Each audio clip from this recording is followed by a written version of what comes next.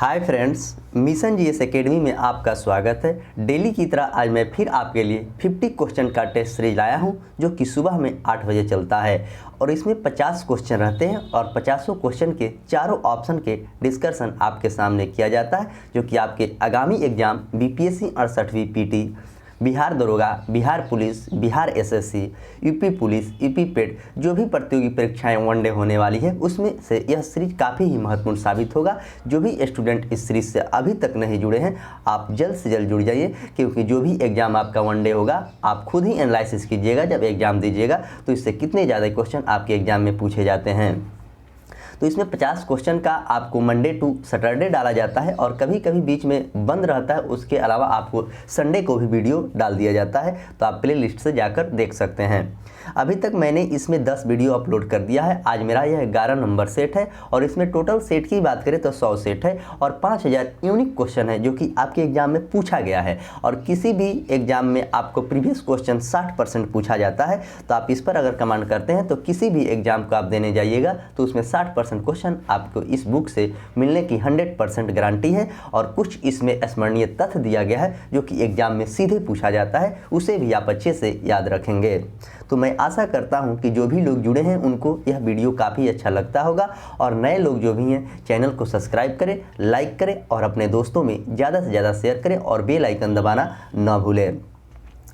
और मैं बता दूं कि अभी ग्रुप डिस्कशन बंद है, क्योंकि दीपावली और छठ होने के कारण सभी स्टूडेंट चल गया है और जैसे ही वो छठ बीतेगा उसके बाद पुनः ग्रुप डिस्कशन स्टार्ट किया जाएगा। उसमें जो बुक को टारगेट दिया गया है उसे ज़रूर ख़त्म करने के लिए प्रयास किया जाएगा, जो कि आपका एग्ज़ाम 26 और 27 नवंबर को बिहार एसएससी के होने वाला है। और आगामी वैकेंसी आपको बिहार दरोगा, बिहार पुलिस को आने वाला है, तो उसको देखते हुए आप अच्छे से तैयारी करें और जीके जीएस पर काफ़ी ज़्यादा मेहनत करें और उतना ही आपको मैथ रीजनिंग पर भी मेहनत करने की ज़रूरत है। और टेलीग्राम चैनल आप ज्वाइन कर लीजिए। टेलीग्राम चैनल में ही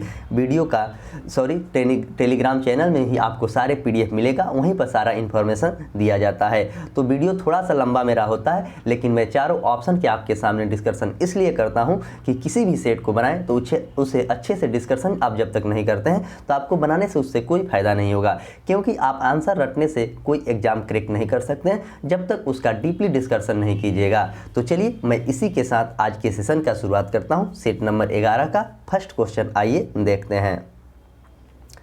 भारत में लोकतंत्र इस तथ्य पर आधारित है कि जनता को मौलिक अधिकार प्रदान किए गए हैं, जनता को सरकार को चुनने तथा बदलने का अधिकार प्राप्त है, यह संघीय व्यवस्था है, यहाँ का संविधान लिखित है।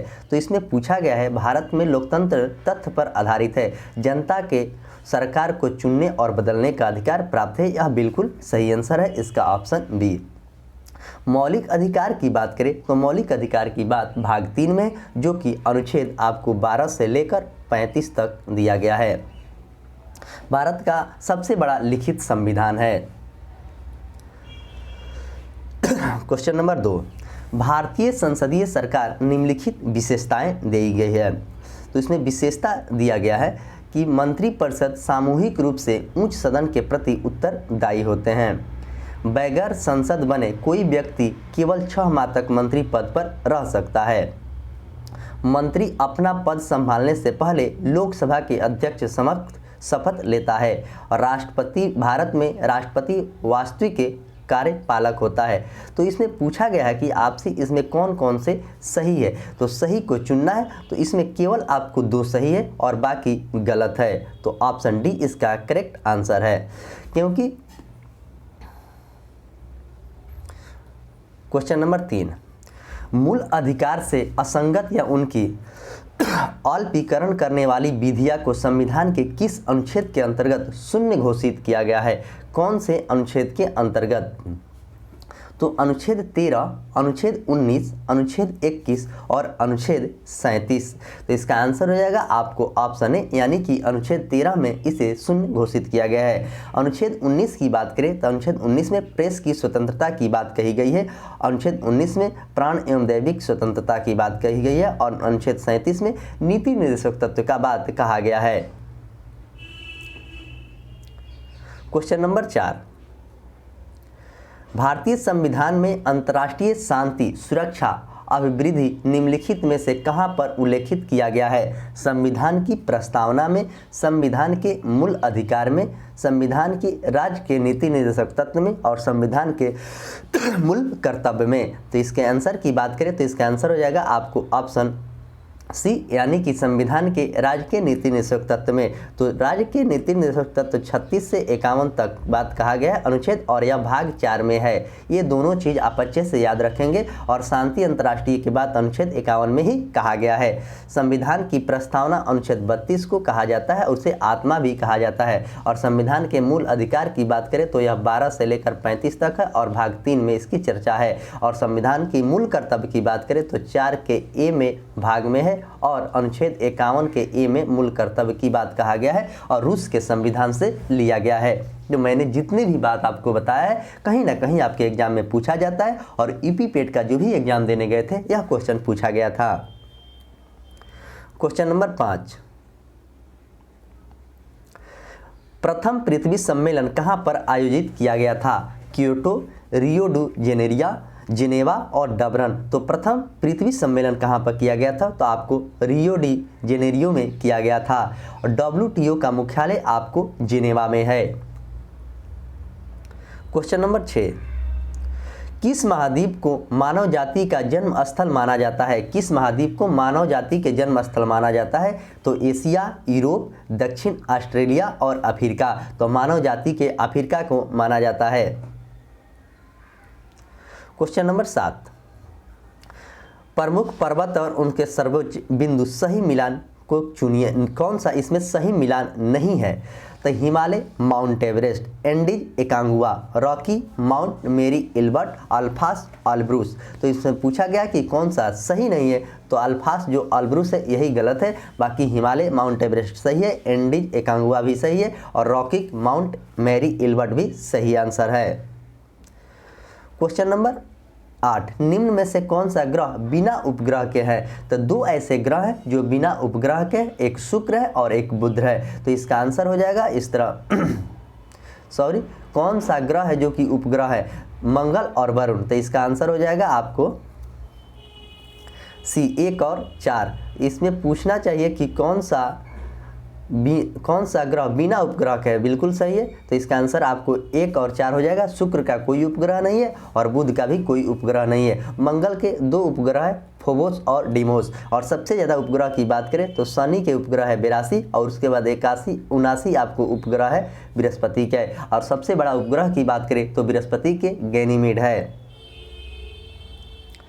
क्वेश्चन नंबर 9, क्वेश्चन नंबर 9 कह रहा है ग्लोब पर किस वृत्त को वृत्त कहा जाता है? कर्क रेखा, मकर रेखा, विषुवत रेखा और देशांतर। तो इसको कहा जाता है विषुवत रेखा को। कर्क रेखा की बात करें तो भारत के 8 राज्यों से कर्क रेखा गुजरता है।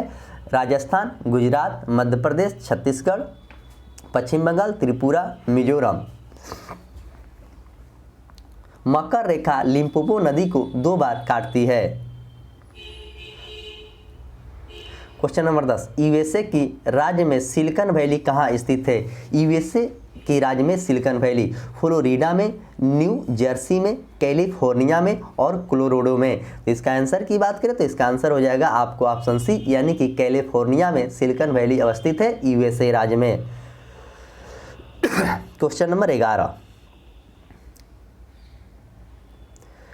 इलेक्ट्रोमैग्नेटिक तरंग कैसे बनती है? फोटोन की गति के कारण, पॉजिट्रॉन की गति के कारण, इलेक्ट्रॉन के गति के कारण और प्रकाश के गति के कारण। तो इसका आंसर होगा आपको ऑप्शन ए, यानी कि फोटोन के गति के कारण इलेक्ट्रोमैग्नेटिक तरंग बनती है।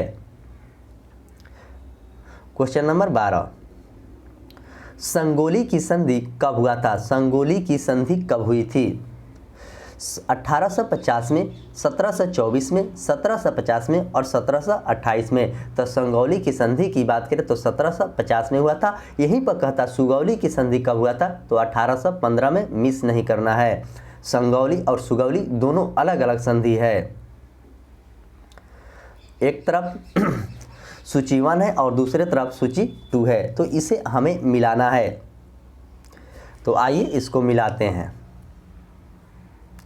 रक्त प्लाज्मा जो है आपको हल्के पीले रंग का तरल पदार्थ है। रक्त प्लाज्मा जो है आपको हल्के पीले रंग का है। एल्बुमिन जो है आपको एस्टोमेटिक दाब स्थापित करना है। ग्लोबुमिन जो है आपको रक्त का स्कंदन है। और फाइब्रोजेन जो है संक्रमण रोग से रक्षा करता है। तो इस तरह इसका आंसर हो जाएगा 3, 4, 1 और 2, यानी कि option A. Question number 14, Bharat के सर्वोच्च न्यायालय का मूल अधिकार क्षेत्र निम्नलिखित में से है। भारत सरकार द्वारा हस्तांतरित संधियां और समझौते, भारत सरकार एक या अधिक राज्यों के बीच विवाद, राज्य के नीति निर्देशक सिद्धांत को लागू करने से संबंधित विवाद, संसद के द्वारा पारित एक विधेयक जो कि संविधान का उल्लंघन करता है। तो कौन सा है, यही बात पूछा गया। इसका आंसर हो जाएगा भारत सरकार और एक या अधिक राज्यों में बीच में विवाद। क्वेश्चन नंबर 15, किसी राज्य में अधिकतम कितने समय अवधि के लिए राष्ट्रपति शासन लागू रह सकता है। तो सबसे पहले राष्ट्रपति शासन की बात करें तो अनुच्छेद 356 के तहत लगाया जाता है। और सबसे ज़्यादा दिन तक कितना दिन तक लगा रह सकता है, तो आपको 3 वर्ष तक लगा रह सकता है।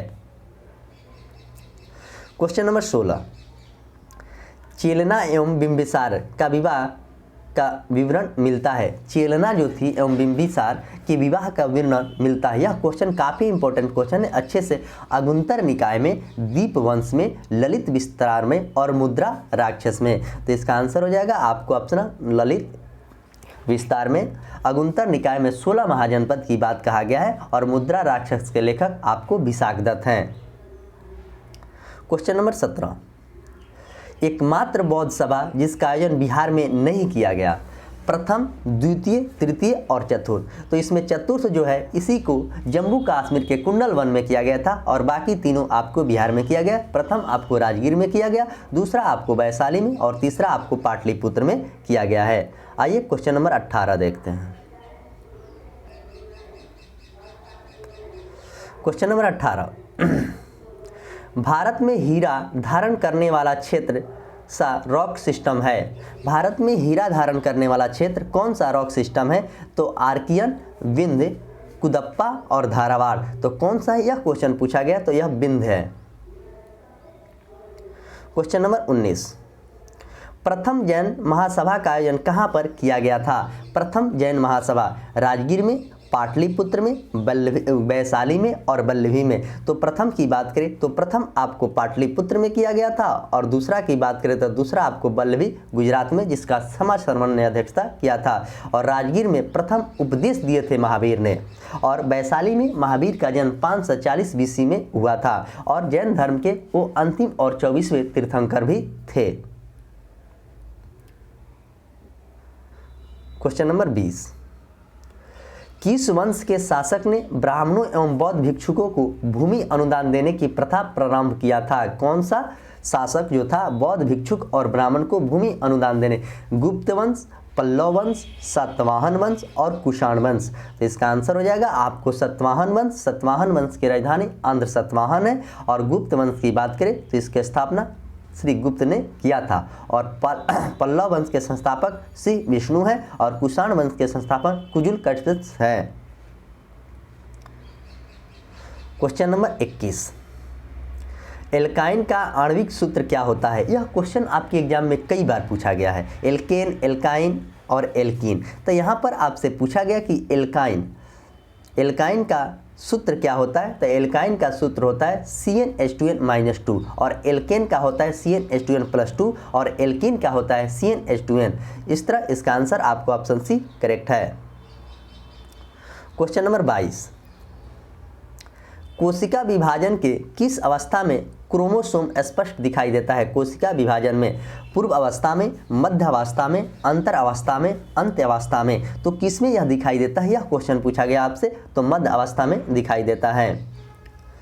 क्वेश्चन नंबर 23, गुरुत्वाकर्षण नियतांक यानी जी का बीमीय सूत्र क्या होता है। तो बीमीय सूत्र निकालने के लिए आपको सबसे पहले फार्मूला याद होना चाहिए, तभी आप इसका बीमीय सूत्र निकाल सकते हैं। तो इसका आंसर हो जाएगा M L inverse inverse 1 L T 3 T-2। और सबसे पहले बात मैं बता दूं कि बड़ा जी का मान जो होता है 6.67 10 के पावर -11 होता है। क्वेश्चन नंबर 24, पेंटागोनिया मरुस्थल किस महादेश में स्थित है? पेंटागोनिया मरुस्थल एशिया में, दक्षिण अमेरिका में, उत्तरी अमेरिका में और अफ्रीका में। तो पेंटागोनिया मरुस्थल कहाँ पर स्थित है, इस बात को आपसे पूछा गया है। तो दक्षिण अमेरिका में पेंटागोनिया मरुस्थल स्थित है। क्वेश्चन नंबर 25, फॉकलैंड की जलधारा किस प्रकार की जलधारा है? फॉकलैंड की जलधारा किस प्रकार की जलधारा है? तो गर्म, ठंडी, न गर्म न ठंडी, इनमें से कोई नहीं। तो फॉकलैंड की धारा जो है वो आपको ठंडी धारा है। क्वेश्चन नंबर 26, डीएनए का श्रृंखला संबंधित होता है। डीएनए का श्रृंखला संबंधित कार्बन बंध से, ऑक्सीजन बंध से, नाइट्रोजन बंध से और हाइड्रोजन बंध से। तो डीएनए का श्रृंखला किससे होती है, यह बात पूछा गया। तो हाइड्रोजन बंध से डीएनए का संबंध होता है। कौन सा पदार्थ पौधे के लिए एक सूक्ष्म पोषक तत्व होता है? कौन सा पदार्थ जो है जो पौधे के लिए एक सूक्ष्म पोषक तत्व होता है? तो कार्बन, ऑक्सीजन, नाइट्रोजन और बोरोन। तो यह इसमें मुख्य रूप से पूछा गया है। तो इसका आंसर हो जाएगा बोरोन। कार्बन का एटॉमिक नंबर 6 होता है और ऑक्सीजन का एटॉमिक नंबर 8 होता है और नाइट्रोजन का एटॉमिक नंबर 7 होता है। क्वेश्चन नंबर 28, थ्रोम्बिन का काम है। थ्रोम्बिन जो है उसका काम क्या है, यह पूछा जा रहा है। उत्सर्जन में, रक्त जमने में, प्रजनन में और वृद्धि में। तो इसका जो कार्य है, रक्त को जमने में कार्य है थ्रोम्बिन का। क्वेश्चन नंबर 29, पुलित्जर पुरस्कार किस क्षेत्र में दिया जाता है? पुलित्जर पुरस्कार पत्रकारिता के क्षेत्र में, साहित्य के क्षेत्र में, वास्तुकला के क्षेत्र में और गायन के क्षेत्र में। तो पुलित्जर पुरस्कार आपको यह दिया जाता है वास्तुकला के क्षेत्र में। आप इसे अच्छे से याद रखेंगे। ये सब भी आपसे एग्जाम में पूछा जाता है कि कौन सा पुरस्कार किस क्षेत्र में दिया जाता है। क्वेश्चन नंबर 30, निम्नलिखित में से भारत की सुदूर दक्षिणी पहाड़ी कौन सा है? निम्नलिखित में से भारत की सुदूर दक्षिणी पहाड़ी कौन सी है? तो नीलगिरी की पहाड़ी, कार्डेमम की पहाड़ी, अन्नामलाई की पहाड़ी और नल्ला मलाई की पहाड़ी।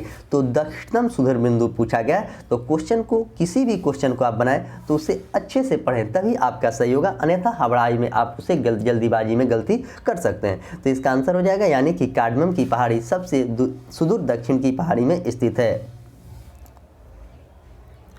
क्वेश्चन नंबर 31,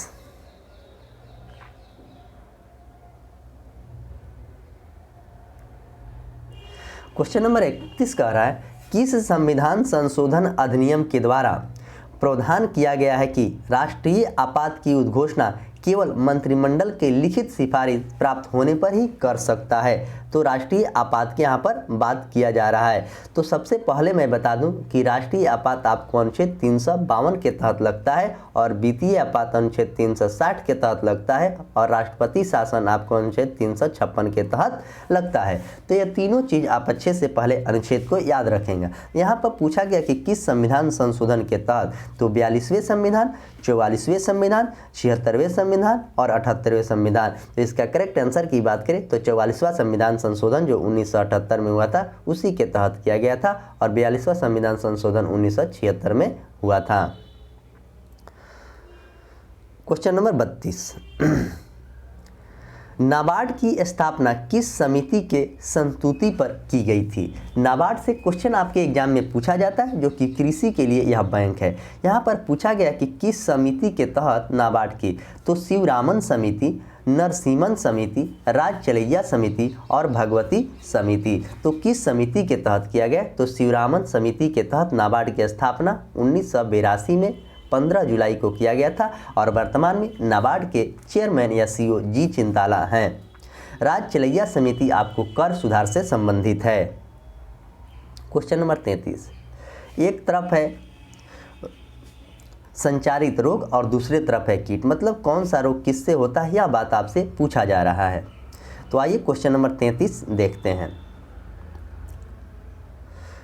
बालू मक्खी से कौन सा रोग होता है? तो बालू मक्खी से आपको काला जर होता है। बालू मक्खी से काला जर। और मादा क्यूलेक्स मच्छर से कौन सा रोग होता है? तो आपको फाइलेरिया। और घरेलू मक्खी से कौन सा होता है? तो आपको हैजा। और मादा एनफ्लूएंजा मच्छर से आपको मलेरिया। तो इस तरह आप इसे मिला लीजिए, ए का 4 हो जाएगा, बी का 3 हो जाएगा, सी का 2 हो जाएगा और डी का 1 हो जाएगा। तो इसका करेक्ट आंसर की बात करें तो ऑप्शन बी इसका करेक्ट आंसर है। क्वेश्चन नंबर 34, किस वायसराय के कार्यकाल के दौरान श्वेत विद्रोह हुआ था? श्वेत विद्रोह हुआ था। Lord Lytton, Lord Ripon, Lord Reading और लॉर्ड मिंटो। तो किस वायसराय के शासनकाल में यह हुआ था? तो आपको लॉर्ड रिपन के शासनकाल में श्वेत विद्रोह हुआ था। और लॉर्ड रिपन के शासनकाल की बात करें तो 1880 से 1884 तक था। इन्हीं के शासनकाल में नियमित रूप से जनगणना भी हुई थी। लॉर्ड लिटन के शासनकाल की बात करें तो 1876 से लेकर 1880 तक था।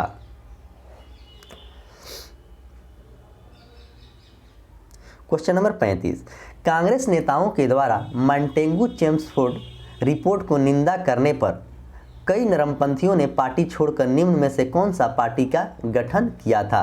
तो मॉन्टेगू चेम्सफोर्ड सुधार सबसे पहले आपको 1919 में हुआ था।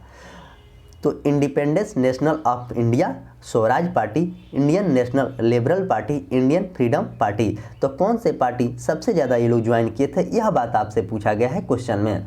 तो आइए इस क्वेश्चन का आंसर की बात करें तो इसका आंसर हो जाएगा आपको ऑप्शन सी, यानी कि Indian national liberal federation party join किया था। क्वेश्चन नंबर 36, निम्नलिखित में से किसने वर्नाकुलर प्रेस एक्ट को निरस्त कर दिया था? Lord Dufferin, Lord Ripon, Lord Curzon और लॉर्ड हार्डिंग। तो किसने इसे निरस्त कर दिया था, यह बात आपसे पूछा गया है। तो इसका आंसर हो जाएगा लॉर्ड रिपन के द्वारा इसे निरस्त कर दिया गया था। लॉर्ड रिपन का शासनकाल अभी मैंने आपके सामने चर्चा किया हूँ। लॉर्ड डफरिन के शासनकाल की बात करें तो 1884 से लेकर 1888 तक हुआ था और इन्हीं के शासनकाल में कांग्रेस की स्थापना भी हुई थी। लॉर्ड कर्जन की शासनकाल की बात करें तो 1899 से लेकर 1905 तक हुआ था और इसके शासनकाल में बंगाल विभाजन हुआ था। तो ये सारे चीज़ को कार्यकाल आप अच्छे से याद रखेंगे तो आपका वायसराय और गवर्नर जनरल कभी भी गलत होने की संभावना नहीं रहेगी। इस बात को मैं आपसे बार बार बोलता हूँ। क्वेश्चन नंबर 37, रामोसी आंदोलन भारत में किस भाग में हुआ था? रामोसी जो आंदोलन हुआ था भारत के वह किस भाग में हुआ था? उत्तरी भाग में, दक्षिणी भाग में, पूर्वी तट पर और पश्चिमी तट पर। तो यह कहाँ पर हुआ था, यह बात पूछा गया। तो यह पश्चिमी तट पर हुआ था। क्वेश्चन नंबर 38, रॉलेट एक्ट पर विचार के लिए कांग्रेस का विशेष अधिवेशन बुलाया गया, इसका अध्यक्ष कौन थे? रॉलेट एक्ट, लाला लाजपत राय, वीर राघवाचारी, पंडित जवाहरलाल नेहरू, हसन इमाम। तो इसकी अध्यक्षता किसने किया था, यह बात पूछा गया था। तो हसन इमाम की अध्यक्षता में हुई थी। और रॉलेट एक्ट की बात करें तो 1916 में रॉलेट एक्ट हुआ था। वीर राघवाचारी की बात करें तो वीर राघवाचारी जो नागपुर अधिवेशन 1920 में हुआ था उसकी अध्यक्षता किया था।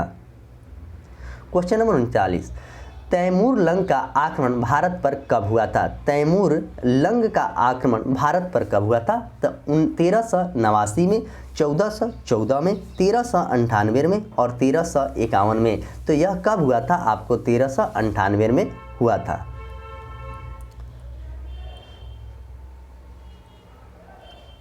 क्वेश्चन नंबर 40, हड़प्पा सभ्यता के किस स्थल से घोड़े की मूर्तियाँ मिली है? तो कालीबंगा से, रंगपुर से, बनमाली से और सुरकोटदा से। तो मैंने जब इस सब बात बताया था तो उसमें इस सारे चीज़ को मैंने पहले वाले वीडियो में चर्चा किया हूँ। आप जाकर देखिएगा, हर चीज़ को चर्चा आपके सामने किया जाता है। वही क्वेश्चन आपके सेट में मिलता है। तो जो अच्छे से डिस्कशन देखते होंगे उनको काफ़ी ज़्यादा फायदा मिलता होगा। तो हड़प्पा सभ्यता की बात किया है तो इसका आंसर हो जाएगा रंगपुर से मिला है। और कालीबंगा से बात करें तो जोते हुए खेत का हल का साक्ष्य मिला है जो कि राजस्थान में है। सुरकोटदा से घोड़ा का पंजर भी मिला है। क्वेश्चन नंबर 41, वैदिक काल में सोम देवता किससे संबंधित माना जाता है? यज्ञ के देवता, प्रकाश के देवता, वनस्पति के देवता और तूफान के देवता। तो वैदिक काल में यह पूछा गया तो वनस्पति का देवता माना जाता है। क्वेश्चन नंबर 42, जैन धर्म के तीसरे तीर्थंकर कौन थे? देखिए क्वेश्चन में आप नीचे से 4 याद कर लें और ऊपर से 4 याद कर लें, कभी भी आपको क्वेश्चन छूटने की संभावना नहीं है। यहाँ पर पूछा गया कि जैन धर्म के तीसरे, यह क्वेश्चन आपके बिहार दरोगा जो 24 से 46 एग्जाम हुआ था उसमें प्रीलिम्स में यह क्वेश्चन पूछा गया था। तो तीसरे तीर्थंकर की बात करें तो संभवनाथ थे, प्रथम आपको अजीतनाथ थे, और अंतिम की बात करें तो महावीर थे, और तीसरे आपके पार्श्वनाथ थे, और प्रथम बात करें तो ऋषभदेव थे। क्वेश्चन नंबर 43, किस सुल्तान के काल में खालसा भूमि अधिक पैमाने पर विकसित हुई थी? किस सुल्तान के काल में? गयासुद्दीन तुगलक, अलाउद्दीन खिलजी, मोहम्मद बिन तुगलक और फिरोज शाह तुगलक। किस सुल्तान के काल में खालसा भूमि अधिक पैमाने पर विकसित हुआ था, यह बात पूछा गया। तो अलाउद्दीन खिलजी के द्वारा हुआ था, और अलाउद्दीन खिलजी के ही शासनकाल में बाजार नियंत्रण प्रणाली की भी शुरुआत किया गया था। तुगलक वंश की स्थापना गयासुद्दीन तुगलक ने किया था। दीवाने को ही आपको मोहम्मद बिन तुगलक ने चलाया था, और फिरोज शाह तुगलक के शासनकाल में नहरों का सबसे ज़्यादा जाल बिछाया गया था। क्वेश्चन नंबर 44, तबा के नासरी के लेखक कौन है? तबा के नासरी के लेखक अल बरूनी, जियाउद्दीन बरनी, मिनहास उस सिराज, मुज्म उल बहरीन। तो तबा के नासरी की बात करें तो इसका आंसर हो जाएगा मिनहास इस सिराज के द्वारा लिखा गया था। Question number 45, haemocytometer. हीमोसाइटोमीटर का प्रयोग किसके लिए किया जाता है? हीमोसाइटोमीटर का रक्त वाहिका की गिनती, एचबी का अनुमान लगाना, रक्त कोशिका की गिनती और रक्तचाप को मापना। तो हीमोसाइटोमीटर का प्रयोग किसके लिए किया जाता है, यह क्वेश्चन पूछा गया। तो रक्त कोशिका को गिनती करने के लिए किया जाता है। रक्तचाप मापने के लिए स्पेग्नोमैनोमीटर का प्रयोग किया जाता है। क्वेश्चन नंबर 46, एक डायनेमो जिसे बिजली उत्पन्न करने के लिए जाना जाता है वास्तव में क्या करता है? यह आयन का स्रोत है, विद्युत परिवर्तन का स्रोत है, ऊर्जा का कन्वर्टर है, इलेक्ट्रॉन का स्रोत है। तो मुख्य रूप से क्या है वास्तव में, यह आपसे क्वेश्चन में पूछा गया। तो इसका आंसर हो जाएगा ऊर्जा का कन्वर्टर है। आइए न्यूमेरिकल है, यदि 100 वाट के 100 बल्ब प्रतिदिन 10 घंटे जलाए जाते हैं तो प्रत्येक दिन कितने यूनिट विद्युत ऊर्जा की खपत होगी, यह बात आपसे पूछा गया। तो इसे आप सॉल्व कर लेंगे, इसका 1 यूनिट आंसर होगा आज।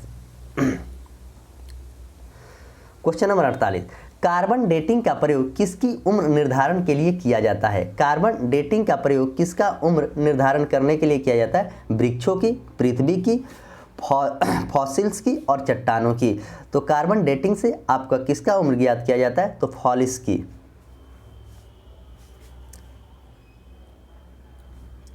क्वेश्चन नंबर 49, क्रय शक्ति क्षमता के आधार पर निम्नलिखित में से किस देश की अर्थव्यवस्था पहले स्थान पर है? क्रय क्षमता के अनुसार पर पूछा गया है। तो चीन का, यूएसए का, भारत का और जापान का। तो इसका आंसर हो जाएगा आपको ऑप्शन ए, यानी कि यह चीन का है। आइए क्वेश्चन नंबर 50 देखते हैं। क्वेश्चन नंबर 50 कह रहा है कि किस पंचवर्षीय योजना में मानव संसाधन के विकास का सर्वोच्च प्राथमिकता दी गई है? तो कौन सी पंचवर्षीय योजना में यह बात कहा गया है?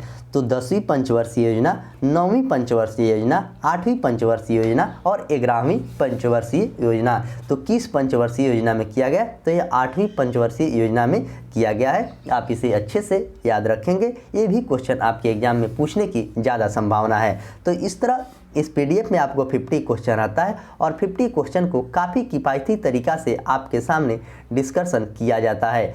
तो मैं आशा करता हूं कि यह सीरीज आपको काफ़ी अच्छा लगता होगा। तो आइए इसमें कुछ स्मरणीय तथ्य जो दिया जाता है वो काफ़ी VVI होता है।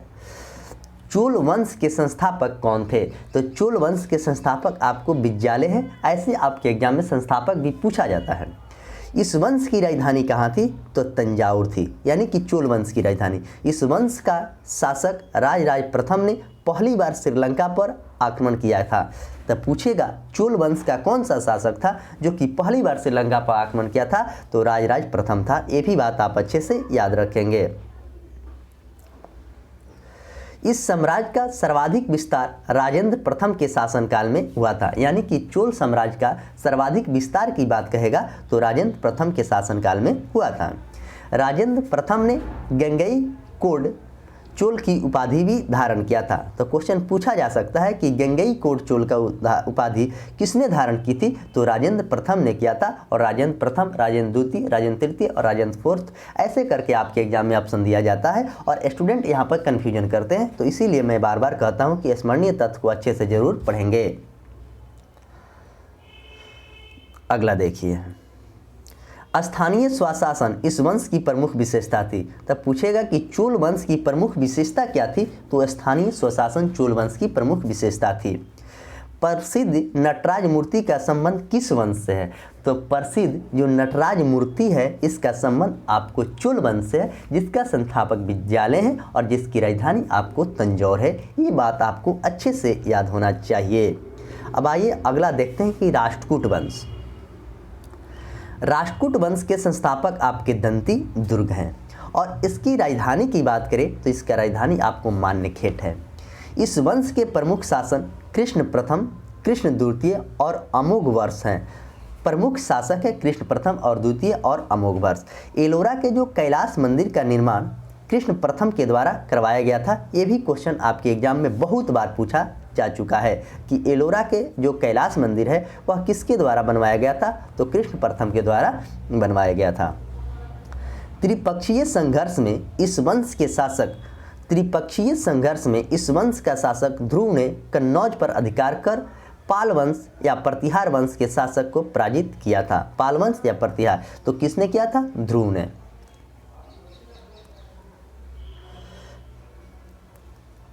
प्रसिद्ध कन्नड़ पुस्तक कवि राजमार्ग की रचना अमोघ वर्ष ने किया था। कवि राजमार्ग की रचना किसने किया था, तो अमोघ वर्ष। इसको आप अच्छे से याद रखेंगे। पाल वंश के संस्थापक कौन थे, तो गोपाल थे। मैंने पीछे भी आपकी वीडियो में चर्चा किया हूं और आज भी चर्चा कर दिया है। इस वंश की राजधानी की बात करें तो मुंगेर या बिहार है। प्रसिद्ध अदंतपुरी विश्वविद्यालय की स्थापना किसने किया है, तो गोपाल ने किया था। प्रसिद्ध जो अदंतपुरी विश्वविद्यालय, इसकी स्थापना गोपाल ने की थी। इस वंश के शासक देवपाल ने अदंतपुरी में बौद्ध मठ का भी निर्माण करवाया था। अगर आपसे क्वेश्चन पूछता है कि अदंतपुरी में बौद्ध मठ का निर्माण किसने करवाया था, तो देवपाल ने करवाया था।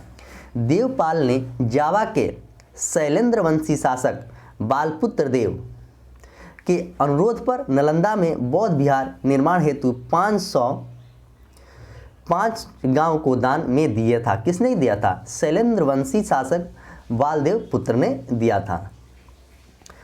गीत गोविंद के लेखक जयदेव हैं और यह किसके दरबार में रहते थे, लक्ष्मण सेन। तो यह क्वेश्चन आपके कल के सेट में आया था और देखिए यहाँ पे स्मरणीय तथ्य दे दिया गया है। अगला, लोहार वंश की स्थापना किसने किया था, ये भी क्वेश्चन आपके एग्जाम में पूछा जाता है। तो लोहार वंश की स्थापना आपको संग्राम राज के द्वारा हुआ था। प्रसिद्ध राजतरंगिणी की रचना किसने किया था, तो आपको कल्हण के द्वारा किया गया था। इसमें जम्मू कश्मीर के बारे में चर्चा किया गया है।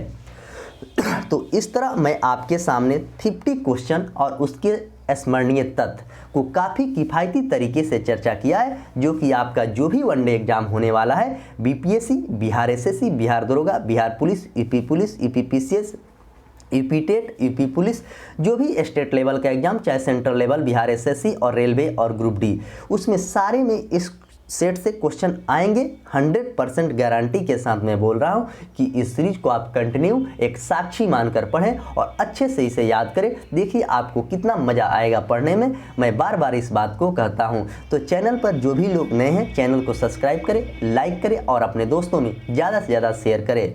और टेलीग्राम जरूर ज्वाइन कर लीजिएगा। टेलीग्राम का लिंक वीडियो के डिस्क्रिप्शन में डाल दिया जाता है। तो चलिए इसी के साथ आज के सेशन के समाप्त करता हूँ। मिलेंगे कल सुबह फिर 8 बजे 50 क्वेश्चन के डिस्कशन में। तब तक के लिए धन्यवाद।